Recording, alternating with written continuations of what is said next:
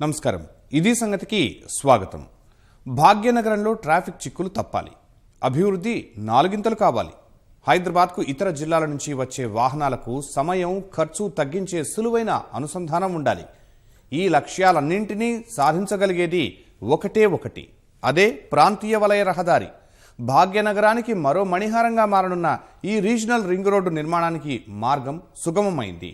తెలంగాణ ప్రభుత్వ ప్రతిపాదనలను పరిగణలోకి తీసుకున్న కేంద్రం ఈ రహదారి నిర్మాణ పనులకు ఆమోదం తెలిపింది. అలా అనుమతి లభించిందో లేదో తెలంగాణ సర్కార్ వెంటనే ఇందుకు సంబంధించిన కార్యాచరణ సిద్ధం చేసుకుంది. ఈ ప్రాజెక్టులో కీలకంగా భావించే భూసేకరణపై ప్రత్యేక దృష్టి సారించింది. అసలు ఈ ప్రాంతీయ వలయ రహదారి స్వరూపం ఎలా ఉండనుంది? ఎన్ని వరుసలతో ఈ నిర్మాణం చేపట్టనున్నారు?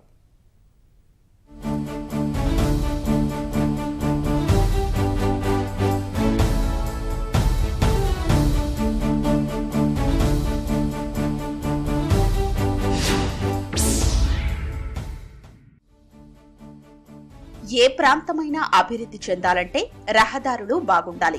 రోడ్లు బాగుంటే మౌలిక సదుపాయాలు, మెరుగైన రవాణా సౌకర్యాలు అందుబాటులోకి వస్తాయి. అందుకే రాష్ట్ర ప్రభుత్వాలు రహదారుల నిర్మాణంపై ప్రత్యేక దృష్టి సారిస్తుంటాయి. తెలంగాణ ప్రభుత్వము మొదటి నుంచి వ్యూహాత్మక రహదారుల నిర్మాణంపై కసరత్తు చేస్తూ వస్తోంది. 50 ఏళ్లలో జనాభా ఏ విధంగా పెరగనుంది, ట్రాఫిక్ చిక్కుముడులు ఎలా విప్పాలి, ఈ అంశాలపై మేధోమథనం జరిపిన తరువాత హైదరాబాద్ కు ప్రాంతీయ వలయ రహదారి అవసరమని భావించింది. 10 ఏళ్లలో ఓఆర్ఆర్ కి ప్రత్యామ్నాయంగా మరో రహదారి అవసరమని ఈ ప్రాంతీయ వలయ రహదారి నిర్మాణానికి ప్రణాళికలు సిద్ధం చేసుకుంది. భవిష్యత్ అవసరాల దృష్ట్యా రీజనల్ రింగ్ రోడ్ నిర్మాణం అవసరమని పలుమార్లు కేంద్ర ప్రభుత్వం దృష్టికి తీసుకెళ్లింది. కేంద్రం కూడా సానుకూలంగా స్పందించింది. ఫలితంగా ఈ రహదారి నిర్మాణానికి మార్గం సుగమమైంది.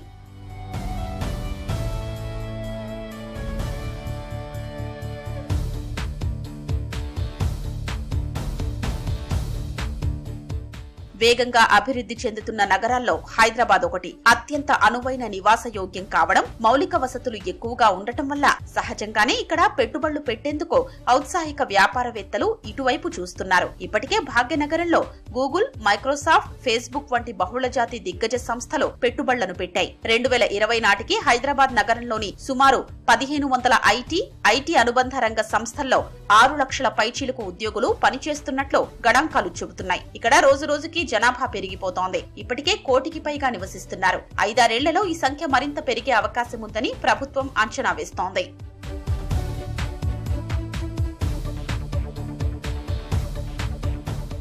జనాభా అంచనాల ఆధారంగా చూస్తే ప్రస్తుతమున్న ఓఆర్ఆర్ మరో 5-6 ఏళ్ల వరకే సరిపోతుంది. అందుకే ప్రాంతీయ వలయ రహదారిని నిర్మించాలని కేంద్రాన్ని కోరింది తెలంగాణ ప్రభుత్వం. ఇందుకు కేంద్రం ఆమోదం తెలపడమే కాక 2 జాతీయ రహదారుల కింద ఆర్ఆర్ఆర్ ని నిర్మించాలని తెలిపింది. రీజనల్ రింగ్ రోడ్ ను 2 భాగాలుగా నిర్మించాలని ప్రభుత్వం ఆలోచన చేసింది. అందులో ఒకటి ఉత్తర భాగం, రెండవది దక్షిణ భాగం. మొదటి భాగం అర్ధచంద్రాకారం, రెండో భాగం మరో అర్ధచంద్రాకారంగా ఉంటుంది. ఈ 2 కలిపితే రింగు మాదిరిగా కనిపిస్తుంది. ఈ 2 నిర్మాణాలు కలిపితే చూసేందుకు సర్కిల్ గా కనిపిస్తుంది. మొదటి భాగంలో 158.40 కిలోమీటర్లు, మిగిలిన భాగంలో 181.60 కిలోమీటర్లలో నిర్మాణం చేయనున్నారు. మొత్తం కలిపి 340 కిలోమీటర్ల పరిధిలో రీజనల్ రింగ్ రోడ్ నిర్మాణాన్ని పూర్తి చేయాలని ప్రభుత్వం భావిస్తోంది.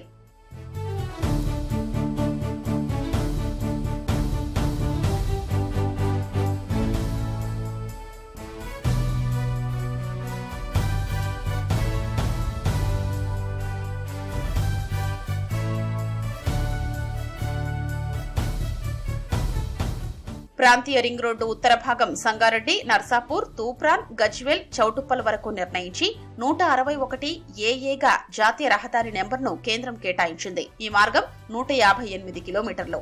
దక్షిణ భాగంగా ఉన్న చౌటుప్పల్, షాద్నగర్, సంగారెడ్డి వరకు 182 కిలోమీటర్లకు అనుమతిచ్చేందుకు కేంద్రం ఇటీవల సుముఖత వ్యక్తం చేసింది. ప్రాంతీయ రింగ్ రోడ్డును భారతమాల 1 పనుల జాబితాలోనూ చేర్చింది. రీజనల్ రింగ్ రోడ్డు నిర్మాణానికి 100 మీటర్ల వెడల్పుతో, అంటే సుమారు 330 అడుగుల వెడల్పుతో భూసేకరణ చెయ్యాలని చూస్తున్నారు. ప్రాంతీయ వలయ రహదారి నిర్మాణం దాదాపు 340 కిలోమీటర్ల వరకు ఏర్పాటు చేయాలని నిర్ణయించారు. ప్రతి కిలోమీటర్కు 70 హెక్టార్ల భూమి అవసరం ఉంటుంది. రీజనల్ రింగ్ రోడ్ భూసేకరణకే సుమారు 3 నుంచి 4 వేల కోట్ల రూపాయల వ్యయమవుతుందని అధికారులు అంచనా వేస్తున్నారు.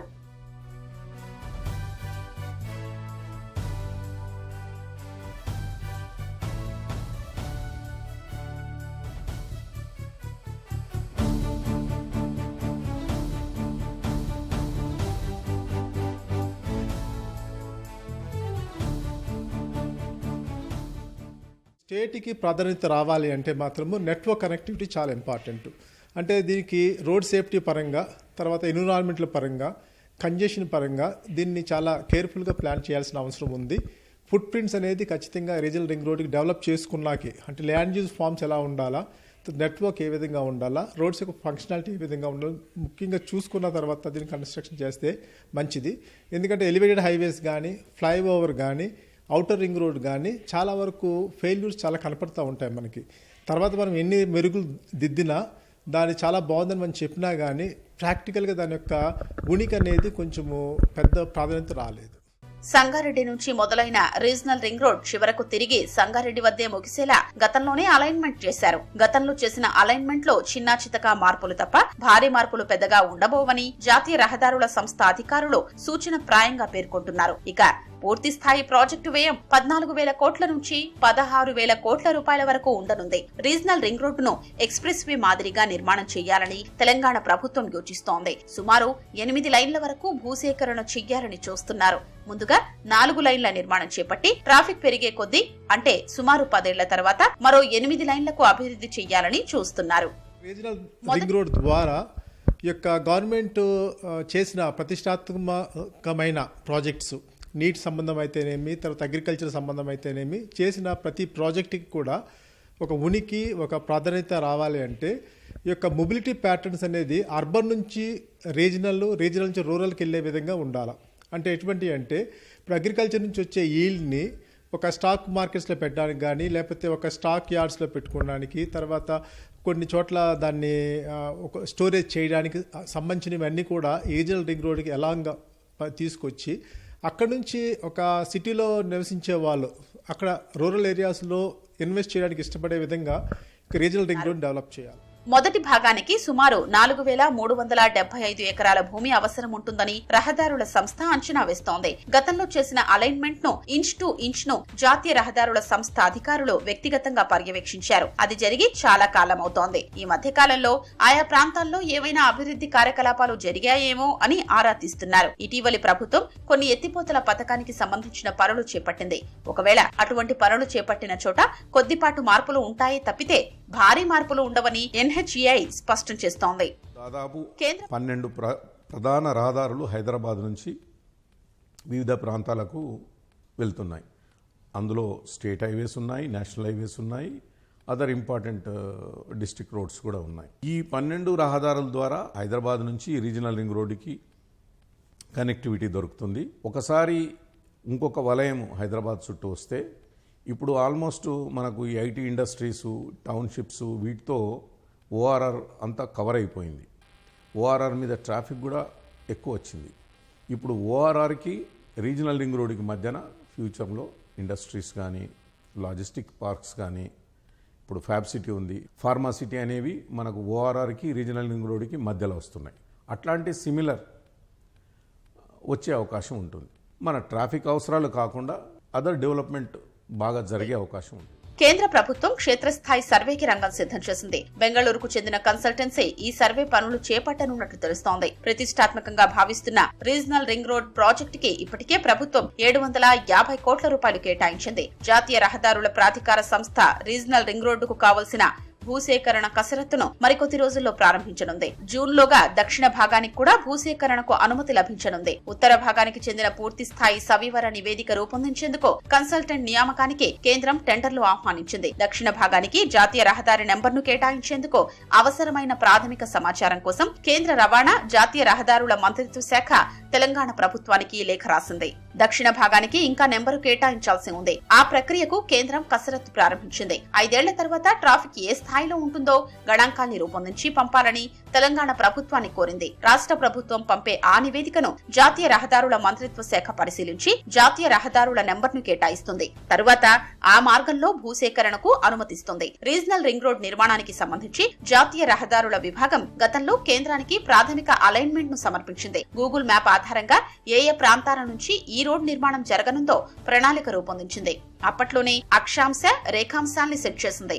ఇప్పుడు ఆ రూట్లో భాగంగా ఏ సర్వే నెంబర్ భూముల నుంచి రహదారి నిర్మాణం జరగనుందో క్షేత్రస్థాయిలో మరోసారి పర్యటించి మార్కింగ్ చేయనున్నట్లు తెలుస్తోంది. వేల కోట్ల రూపాయలతో నిర్మిస్తున్న రీజనల్ రింగ్ రోడ్తో ఏ మేరకు లబ్ధి చేకూరనుంది? ఈ పరిసర ప్రాంతాల్లో ఆర్థిక, ఉపాధి, పారిశ్రామిక కార్యకలాపాల పరంగా ఎలాంటి ప్రయోజనాలు చేకూరుతాయి? ఆర్ఆర్ఆర్ నిర్మాణానికి అడుగులు వేగంగా పడుతున్న తరుణంలో ఈ అంశాలు ప్రాధాన్యత సంతరించుకున్నాయి. ఏ అభివృద్ధి ఫలాలనైతే ఆశించి ప్రభుత్వం ఈ ప్రాజెక్ట్ చేపట్టాలని చూస్తోందో అవి అందుతాయా? హైదరాబాద్ రూపురేఖలు ఎలా మారతాయి అన్నది చర్చకొస్తోంది. ఆర్ఆర్తో హైదరాబాద్పై ఏ మేరకు ఒత్తిడి తగ్గుతుంది? ఇప్పుడున్న రాకపోకలతో పోల్చితే రీజనల్ రింగ్ రోడ్డు వచ్చిన తర్వాత పరిస్థితిలో ఏ మార్పు వస్తుంది? ఈ వివరాలు తెలుసుకుందాం.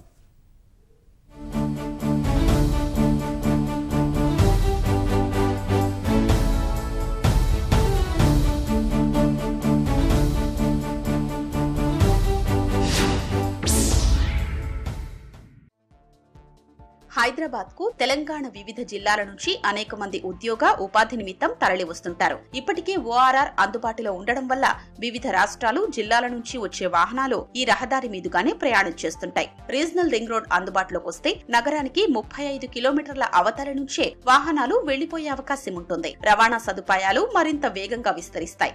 రవాణా వాహనాల్లో ఇంధన ఆదాతో పాటు సరైన సమయానికి సరుకులు చేరుకునే వెసులుబాటు కలుగుతుంది. ఆదిలాబాద్, నిర్మల్, మంచిర్యాల, పెద్దపల్లి జిల్లాలు మినహాయించి మిగతా జిల్లాలకు సంబంధించిన వాహనాలు 45 నిమిషాల నుంచి గంటల లోపల రీజనల్ రింగ్ రోడ్ కు చేరుకునే అవకాశం ఉంటుందని అంచనా.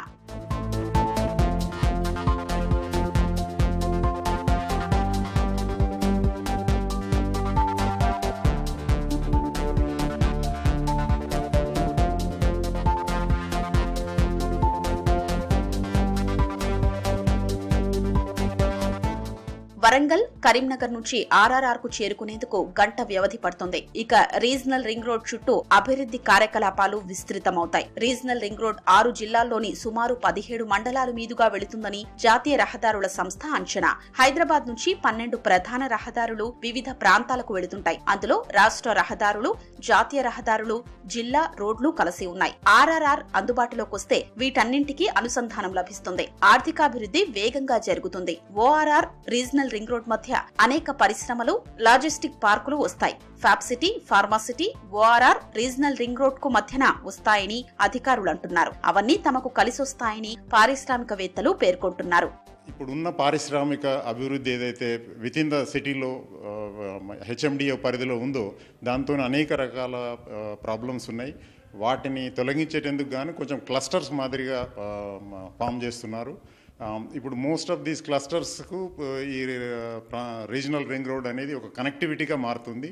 ప్రతి నోడ్స్ దగ్గర కొత్త డెవలప్మెంట్స్, డ్వెల్లింగ్స్ వస్తాయి. అంటే ప్రతి దగ్గర సెల్ఫ్ సస్టైన్ టౌన్షిప్స్ మాదిరిగా సపోజ్ ఫార్మా సిటీ అని, లేకపోతే ఎలక్ట్రానిక్ సిటీ అని, ఏరోస్పేస్ క్లస్టర్ అని. సో ఈ విధంగా వీటన్నిటికీ ఒక కనెక్షన్ మాదిరిగా ఏర్పడి ప్రతి దగ్గర ఒక ఎకనామిక్ యాక్టివిటీ జనరేట్ అవుతుంది. ఇప్పటికే హైదరాబాద్ చుట్టూ ఐటీ సంబంధిత సంస్థలు భారీగా తరలి వచ్చాయి. ఇప్పుడు రీజనల్ రింగ్ రోడ్ ఏర్పాటు చేస్తే ఈ రహదారి చుట్టూ కూడా ఐటీ సంస్థలు మరిన్ని ఏర్పాటయ్యే అవకాశాలు ఉంటాయని నిపుణులు అభిప్రాయపడుతున్నారు. 40% తెలంగాణను కలిపే విధంగా రీజనల్ రింగ్ రోడ్ ఏర్పాటు చేయనున్నారు. అందువల్ల ఆర్ఆర్ఆర్ పరిసర ప్రాంతాల్లో ప్రాసెస్ బేస్డ్ పరిశ్రమలు, తయారీ సంస్థలు, ఫార్మా సంస్థలు వచ్చే అవకాశం ఉంటుందని అంచనా వేస్తున్నారు. తద్వారా హైదరాబాద్ నగరంపై సహజంగానే ఒత్తిడి తగ్గుతుంది. ఆయా ప్రాంతాల్లో భారీగా ఉద్యోగ, ఉపాధి అవకాశాలు రావడం వల్ల ఆయా ప్రాంతాలు ఆర్థికంగా వృద్ధి సాధిస్తాయని భావిస్తున్నారు. బ్రిక్ అండ్ మోటార్ ఇండస్ట్రీ డెవలప్మెంట్కి, especially manufacturing companies, process based industries, pharma corridors, ఇట్లాంటివన్నీ కూడా రీజనల్ రింగ్ రోడ్డుకి దగ్గరలో అప్రోచ్ ఉండేటట్లు డెవలప్ చేయటం. అట్లాగే ఓన్లీ ఆ ఇన్ఫ్రాస్ట్రక్చరే కాకుండా వాటికి గ్రిడ్ రోడ్స్ కానీ, ఫీడర్ రోడ్స్ కానీ, ప్యారలల్ రోడ్స్ డెవలప్ చేయాలి. అప్పుడు సిటీ ఏంటంటే lot of townships along the regional ring road వచ్చే అవకాశం ఉంటుంది. అట్లాగే సిటీ డీకంజెస్ట్ అవుతుంది. ఇండస్ట్రియల్ కారిడారు పెంపొందించడానికి వీలుంటుంది. సో ఓవరాల్గా ఎకానమీ ఆఫ్ ద ఒక సిటీయే కాకుండా ఓవరాల్గా తెలంగాణ స్టేట్ ఎకానమీకి బూస్ట్ అయ్యే అవకాశం. ఇది చాలా పెద్ద infrastructure, maybe first of it's kind across the country.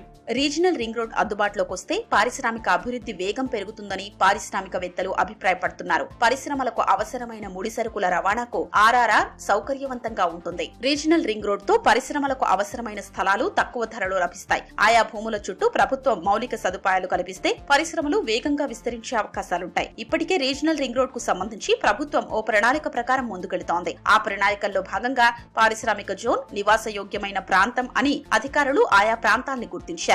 పిల్లల చదువు కోసం, ఉద్యోగ ఉపాధి అవకాశాల కోసం హైదరాబాద్ కు తరలివచ్చే వారి సంఖ్య పెరుగుతోంది. రీజనల్ రింగ్ రోడ్ అందుబాటులోకి వస్తే అది తగ్గే అవకాశం ఉంటుందని అంచనా వేస్తున్నారు. రీజనల్ రింగ్ రోడ్ అందుబాటులోకి వచ్చిన తర్వాత ఖచ్చితంగా హైదరాబాద్ నగరంపై ఒత్తిడి తగ్గే అవకాశం ఉంటుంది. రీజనల్ రింగ్ రోడ్ చుట్టుపక్కల ప్రాంతాలు కూడా అభివృద్ధి చెందుతాయి. హైదరాబాద్ నగర విస్తీర్ణం కూడా పెరుగుతుంది. వివిధ జిల్లాల నుంచి వచ్చే వాళ్లు కూడా రీజనల్ రింగ్ రోడ్ పరిసర ప్రాంతాల్లోనే స్థిరపడేందుకు ఎక్కువగా మొగ్గు చూపిస్తారని అంచనా వేస్తున్నారు. హైదరాబాద్ సెంట్రిక్ ఇండస్ట్రీ చాలా డెవలప్ అయిపోయింది. ఎక్కడ చూసినా కూడా ఇండస్ట్రీకి సరౌండింగ్లో 30-40 కిలోమీటర్స్ రేడియస్లో మనకు ఇండస్ట్రీ డెవలప్ అయింది. ముడి సరుకు అమ్ముకోవడానికి కానీ, లేకపోతే రా మెటీరియల్ తీసుకొచ్చుకోవడానికి కానీ, దేనికైనా కూడా కన్వీనియంట్గా ఉంటుంది. కాబట్టి అందరూ కూడా సిటీ సరౌండింగ్లో డెవలప్ అయిపోయారు. ఇప్పుడు ఈ రింగ్ రోడ్స్ రావడంతో మనము టోటల్గా సిటీలో కాకుండా టోటల్గా బయటికి పోయే అవకాశం వస్తుంది. హైదరాబాద్కు జీపీఓ సెంటర్గా చూసుకున్నట్టయితే 100 to 150 కిలోమీటర్స్ రేడియస్లో మనకి రోడ్స్ అన్ని స్టార్ట్ అవుతున్నాయి. సో ఈ 150 రేడియస్లో ఉన్న ఊర్లనండి, మండల్ హెడ్ క్వార్టర్స్ అనండి, లేదా డిస్ట్రిక్ట్ హెడ్ క్వార్టర్స్ అనండి, ఇవన్నీ కూడా మంచిగా డెవలప్ అయ్యే అవకాశం ఉంటుంది. నియరెస్ట్గా అంటే అక్కడక్కడ వసతులు కల్పించుకునే అవకాశం ఉంటుంది. ఇండస్ట్రీస్ కు రావడానికి కూడా అవకాశం ఇస్తున్నారు. ఇప్పటికే రీజనల్ రింగ్ రోడ్ భూసేకరణకు సంబంధించిన రాష్ట్ర ప్రభుత్వ అధికారుల్ని జాతీయ రహదారుల సంస్థ ప్రతినిధులు కలిశారు. భూసేకరణ చేసేందుకు ప్రత్యేకంగా అధికారుల్ని కేటాయించాలని విజ్ఞప్తి చేశారు. భూసేకరణకు సంబంధించి సుమారు 4 అధికారుల్ని కేటాయించేందుకు అంగీకరించినట్లు NHAI వర్గాలు పేర్కొంటున్నాయి.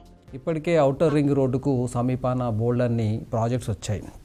దాంట్లో ఫార్మా సిటీ కావచ్చు, ఫ్యాబ్ సిటీ కావచ్చు, ఆ తర్వాత రకరకాల ఐటీ హబ్స్ అంటే డేటా సెంటర్స్ ఎక్సెట్రా, ఇవన్నీ కూడా హైదరాబాదు సౌత్ సైడ్ బాగా వచ్చాయి. Hyderabad south side outer ring రోడ్డుకు తర్వాత త్రిబుల్ మధ్యలో కూడా దాదాపు ఒక 50 నుండి 100 కంపెనీస్ ఆల్రెడీ ప్లాన్ చేస్తున్నారు. అంటే దాదాపు ఒక 20-25 కంపెనీస్ ఆల్రెడీ ఎస్టాబ్లిష్ చేస్తున్నారు. ఇంకా రానున్న రోజుల్లో ఈ రీజనల్ రింగ్ రోడ్ రావడం వల్ల ఒక 100 బిగ్ కంపెనీస్ హైదరాబాద్కు వచ్చే ఛాన్స్ ఉంది. ఆర్ఆర్ఆర్ కోసం ఒక్కో జిల్లాను ఒక్కో యూనిట్ గా తీసుకుని భూసేకరణ చేపడతారు. 1956 భూసేకరణ చట్ట ప్రకారం రీజనల్ రింగ్ రోడ్ భూసేకరణ చేయనున్నట్లు తెలుస్తోంది. ఇందులో ముందుగా 3 స్మాల్ ఏ పనులు చేపడతారు. దీని కింద భూసేకరణ అధికారుల నియామకం చేపడతారు. ఆ తర్వాత 3 క్యాపిటల్ ఏ పనులు కొనసాగుతాయి. ఇందులో భాగంగా రీజనల్ రింగ్ రోడ్ కు అవసరమైన భూసేకరణ చేపడతారు. ఆయా భూములకు యజమానుల్ని గుర్తిస్తారు. ఆ తర్వాత 3D నోటిఫికేషన్ చేస్తారు. ఇందులో ప్రజాభిప్రాయ సేకరణ కూడా ఉంటుంది. ఆ తర్వాత 3G నోటిఫికేషన్ వెలువడుతుంది. దీని ప్రకారం భూమిని కోల్పోయిన వారికి చెల్లింపులు చేస్తారు. రీజనల్ రింగ్ రోడ్తో హైదరాబాద్ ముఖ చిత్రం మారిపోతుంది. ఈ ప్రాజెక్టు ప్రతిపాదన దశలో ఉన్నప్పటి నుంచి ఇప్పుడు పనులకు సిద్ధమైనంత వరకు ఇదే మాట వినిపిస్తోంది. పెరుగుతున్న జనాభాకు అనుగుణంగా మౌలిక వస్తువుల ఏర్పాటుకు ఆర్ఆర్ఆర్ ఎంతో ఉపకరిస్తుందని అంటున్నారు నిపుణులంతా. నిజంగానే ఈ ప్రాజెక్టు తర్వాత భాగ్యనగరం రూపురేఖలు మారనున్నాయా? నిపుణులు అంత ఖచ్చితంగా చెప్పడానికి కారణాలేంటి?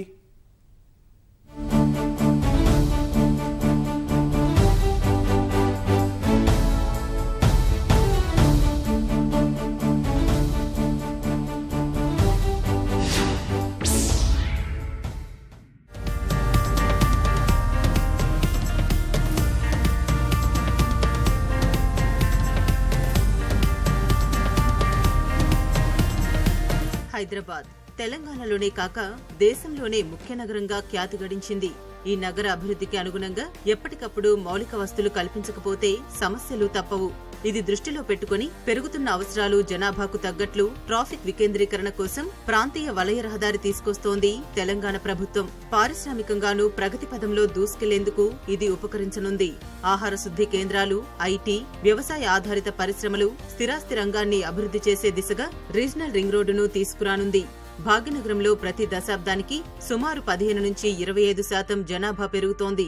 ఈ అంచనా ప్రకారం 2050 నాటికి 2 కోట్ల జనాభా అవసరానికి తగ్గట్టుగా నగరాన్ని విస్తృతపరచాల్సి ఉంటుంది.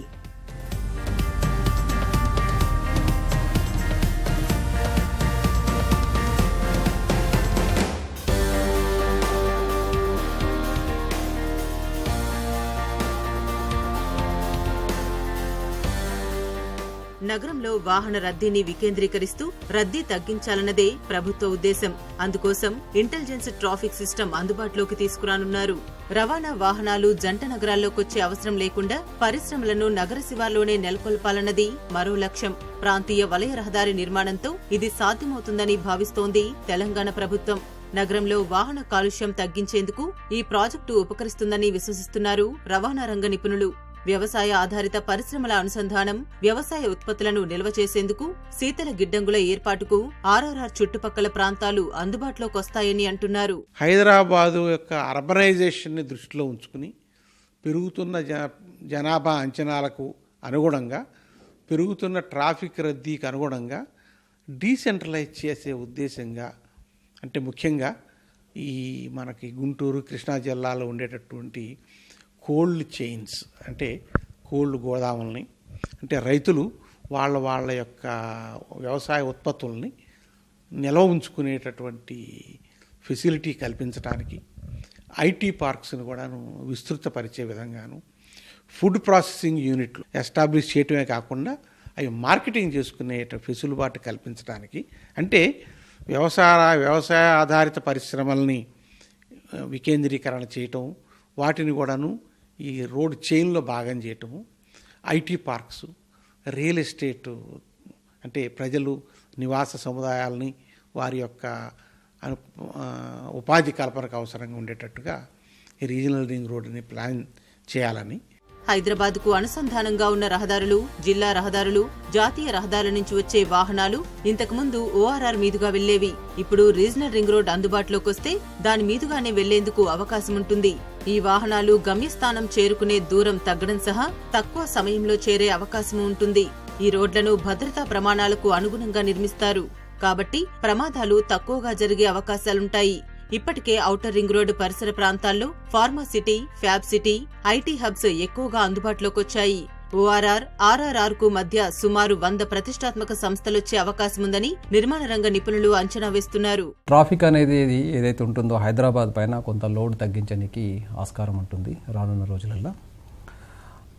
ముఖ్యంగా నార్త్ డైరెక్షన్ నుండి వచ్చే ట్రాఫిక్ దాదాపు అంటే 26 to 28 హైవేస్ అంటే హైదరాబాద్కు ఒక అప్రోచెస్ లాగా ఉన్నాయి. వాటిలో నేషనల్ హైవేస్ కావచ్చు, స్టేట్ హైవేస్ కావచ్చు, మేజర్ డిస్ట్రిక్ట్ రోడ్స్ కావచ్చు. సో ఎవరైతే అంటే నార్త్ డైరెక్షన్ నుండి వచ్చే వాహనాలు ఏదైతే ఉంటాయో వాళ్ళు ఈస్ట్ డైరెక్షన్కు ఏదో సిటీకి వెళ్ళాలనుకున్నప్పుడు ఇంతకుముందు ఓఆర్ఆర్కి వచ్చి ఓఆర్ఆర్ యూజ్ చేసి మళ్ళీ ఈస్ట్ డైరెక్షన్కు వెళ్ళేవాళ్ళు. ఇప్పుడు అలా కాకుండా రీజనల్ రింగ్ రోడ్ యూజ్ చేసి నార్త్ డైరెక్షన్ నుండి వచ్చే వెహికల్స్ ఈస్ట్ డైరెక్షన్ పోవడం జరుగుతుంది.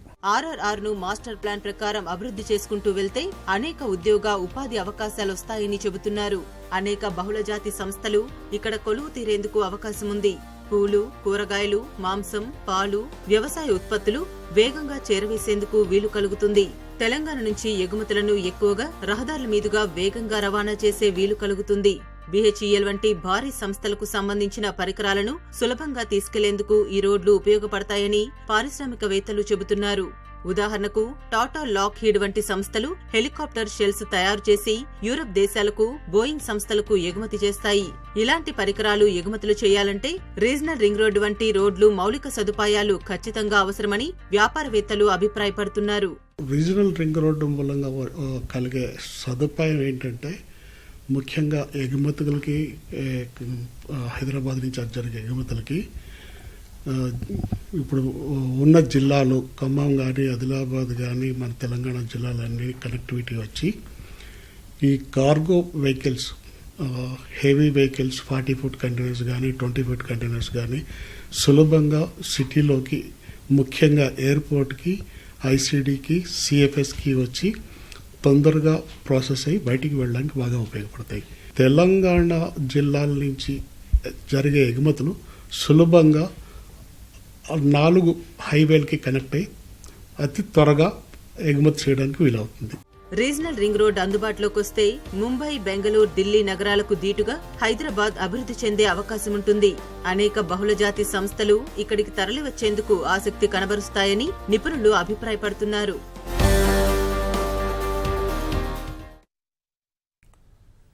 ఇది సంగతి. మరిన్ని విభిన్న అంశాలతో మళ్ళీ కలుసుకుందాం. నమస్కారం.